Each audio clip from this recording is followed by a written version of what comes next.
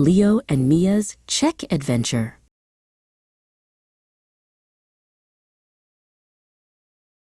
Leo loved history, with its grand castles and ancient stories. His best friend, Mia, loved nature, with its tall trees and secret trails. One sunny afternoon, they found an old map in a dusty book. It showed a beautiful country called Czechia, with two paths, one through cities and one through forests. "Let's go," they said together. Their first stop was the city of Prague. They walked across the famous Charles Bridge, a wide stone bridge covered in statues.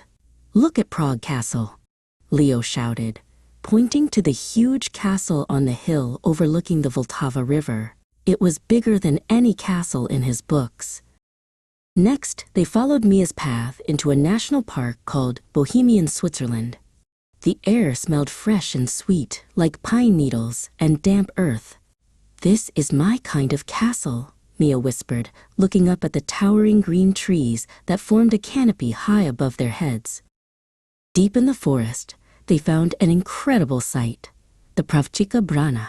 It was a giant arch made of rock, carved by nature over thousands of years. It was so big, it looked like a bridge for giants. "Wow," Leo said. "Nature can build amazing things too."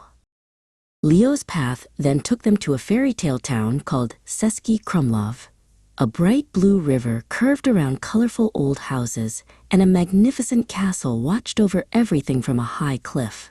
"It's perfect," Leo said, holding up the map to compare it with the view.